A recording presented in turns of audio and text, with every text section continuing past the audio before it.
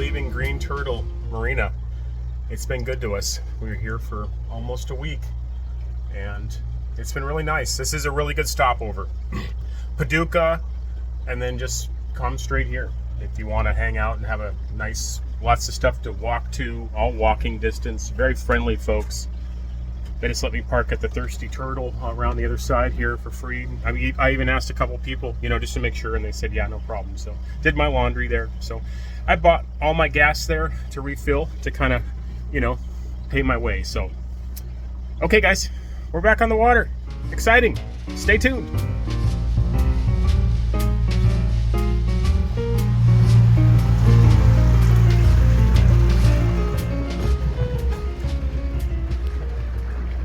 There's the Lock and Dam. We came through almost a week ago. We're turning the corner. We're going to the cut from Barkley Lake to Kentucky Lake. And we know our depth again. Just for those that don't know, there's a little cut. You can probably see it right there. I'll put an arrow on it when I make this video. And it links the two lakes, the Lake Barkley and Kentucky Lake, and it's coming up. It's right here. We're gonna go around the corner and go through the cut and get to the other lake. So yeah, you don't have to. Without it, it would travel between the two lakes would be very difficult.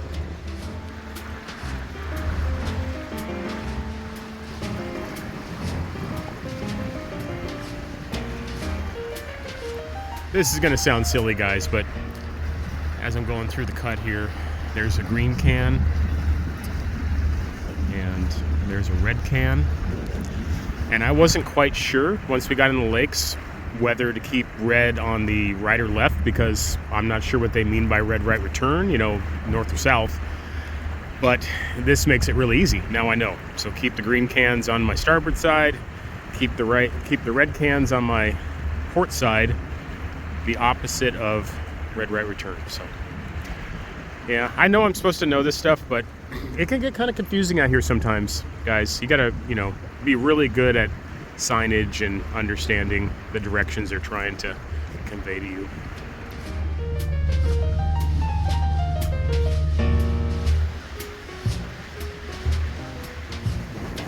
So over there is, I believe they call that Kentucky Lock and Dam.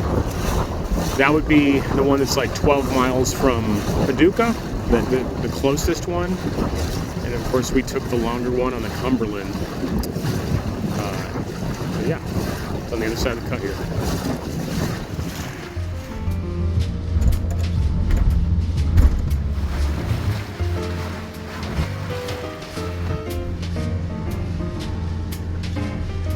We're just here cruising along in the Kentucky Lake, and I come back here to check on things, and we're being followed. There's probably another looper with his mast down. They're going a little faster than me. I'm doing about 4.5, and they're probably doing 6.5. Looks like 3 folks on board there. We just waved at each other, so yeah, cool. Wonder where they're going. Probably Florida.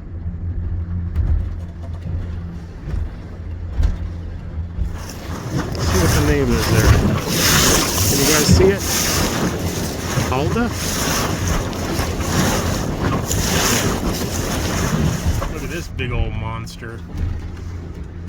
Holy cow. I wonder what that is. If you know, please comment below.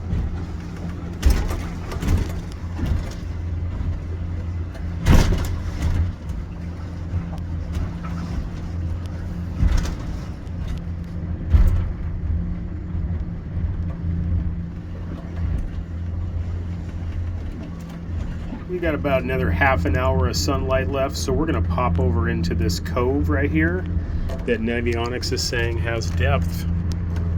Right over there. Stay tuned. Look at this beautiful bay. Just one of many you pass all day long. It's called Ginger Bay. I'll show you guys on the map.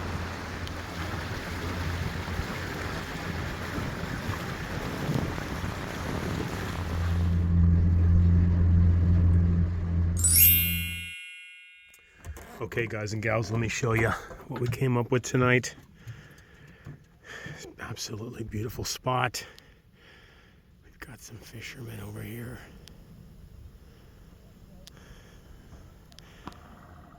Looks like they're probably going in. There is a launch ramp right over there. My hands are all chewed up from Wavey jumping on me, and sorry, looks gross. Try to keep it out of the shots. And there is a launch ramp back in there. We thought about going back there, but there's really no need because it's totally calm in here.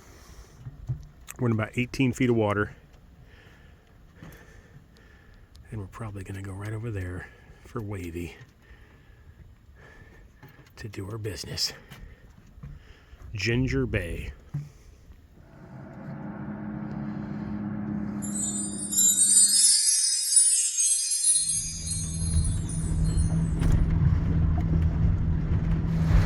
I don't know why exactly, guys, but I always gotta take a little footage of every bridge.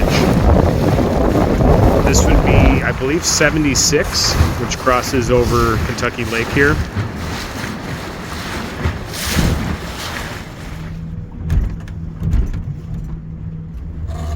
Alright, guys, so we just turned off to the east a little bit. There is a big bay off of Kentucky Lake here called Big Sandy that goes down for a long ways. I've always wanted to explore it, but it's just one of those things where, here, let me turn the phone around. It's just one of those things where you could spend a whole year in the Kentucky Lakes here. There's so much to see.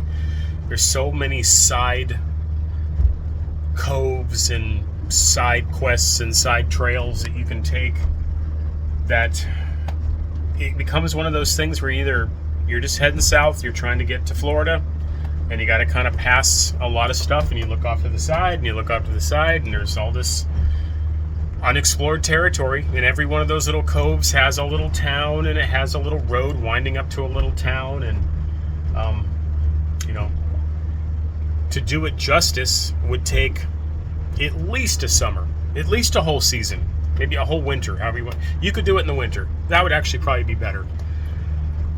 But we don't have the time. I mean, we're doing the Great Loop, and you've seen that I've been loitering a lot and stopping in little towns, and I'm trying to pick up the pace. Yesterday was just a total transit day. We went right up till dark.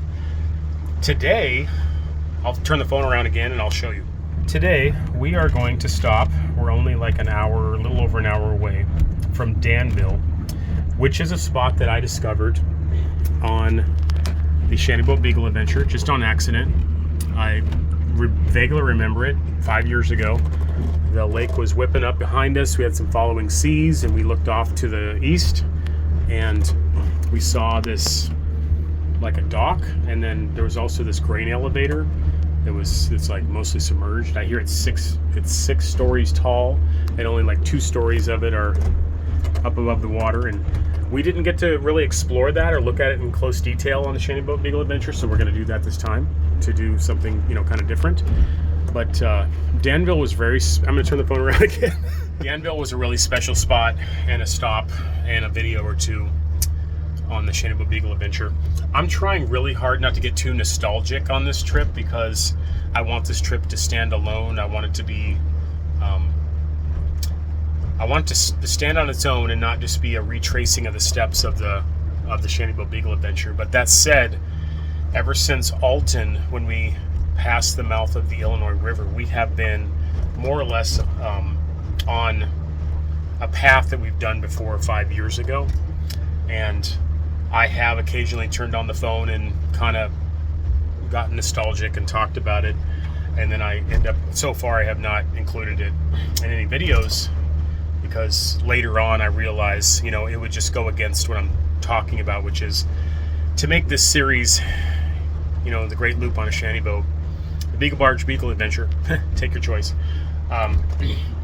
It would just diminish it as a standalone series. So, but we're going to stop here in Danville because it was a really special stop. I'm not entirely sure why. Maybe it'll reveal itself deeper when we stop here in a little bit. but it just felt really special. Maybe I'll try to talk a little more about it when we do stop and get on land and take Wavey for a walk, which she's long overdue for. So, okay, guys, stay tuned.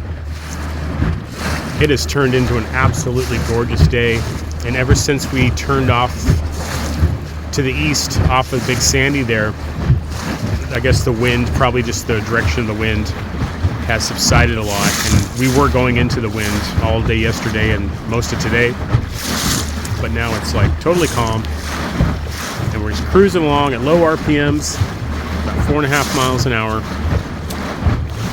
and it's gorgeous. This is the Kentucky Lakes. It's a wide, think of it as like a wide part of the river, a couple of rivers, depending on which one you come down, and you have to go up into these coves that you're passing quite often, and every one of them kind of has a little world of their own. You know, there's always like a little town up the hill, 5 or 10 miles away, and people come down to the launch ramps and stuff. And sometimes there's a little, you can see there's people who have bought lakeshore property, and it's more developed than it was 5 years ago. I can tell you that. There's more houses right on the water. But it's still, a very wild place, just a very natural setting.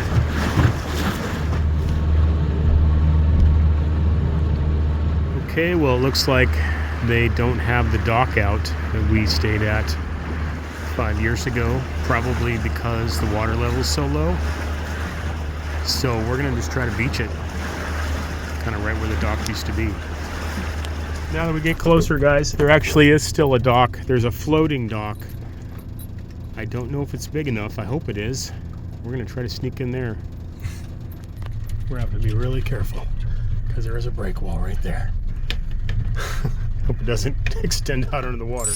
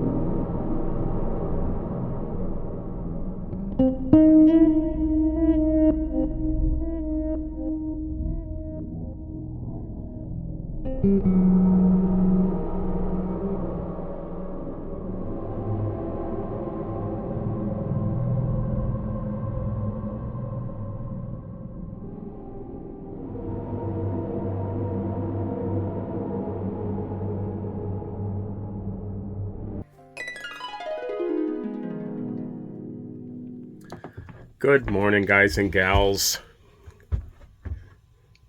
What are you doing out there? Let me take a couple minutes and just show you where we are.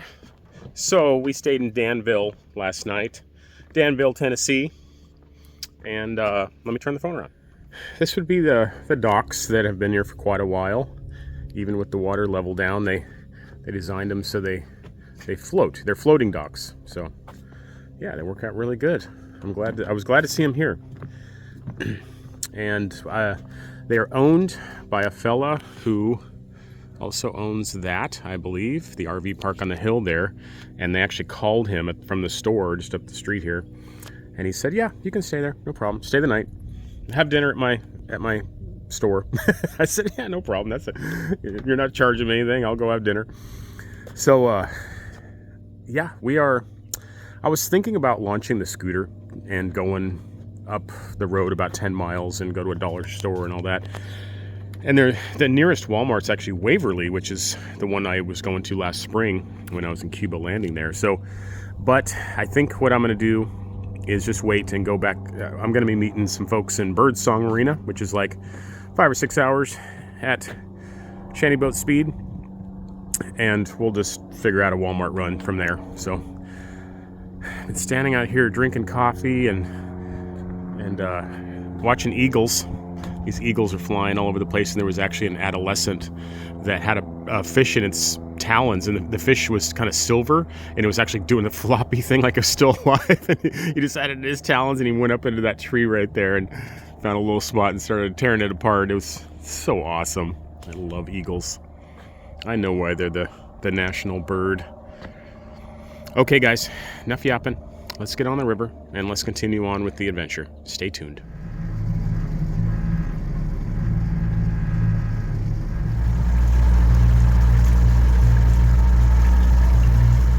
While we're here, we're going to take a closer look at what's left of the train trestle here, and then right around the corner is the submerged grain elevator.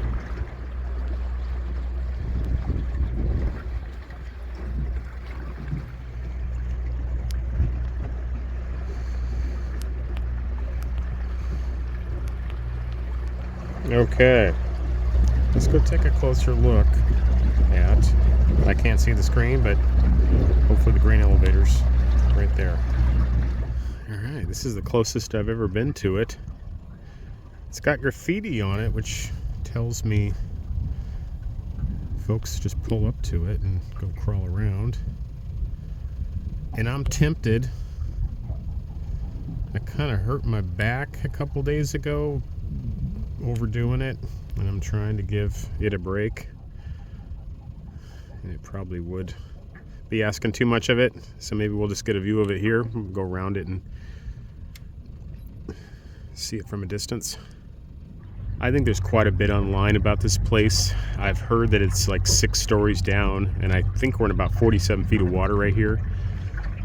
And you know, of course, it was here before they flooded the basin and the region. I do see some steps. Divers would probably have a blast in here, going down in there. Too creepy for me. I'm a scaredy cat. Now, David got himself a wife from that one, I think. It's like, babe, let's go fishing. I want to show you something. Came out here for a week, painting that up at night with no one knowing. Good job, buddy.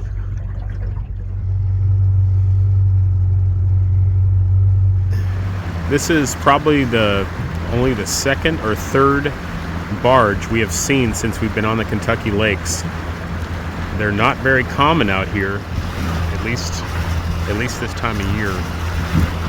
And I've heard that they're less common than ever because, you know, they're not all the coal plants are being shut down, and they're not running coal, and all the reasons behind that, which I won't go into. But yeah. It's a big one, heading north.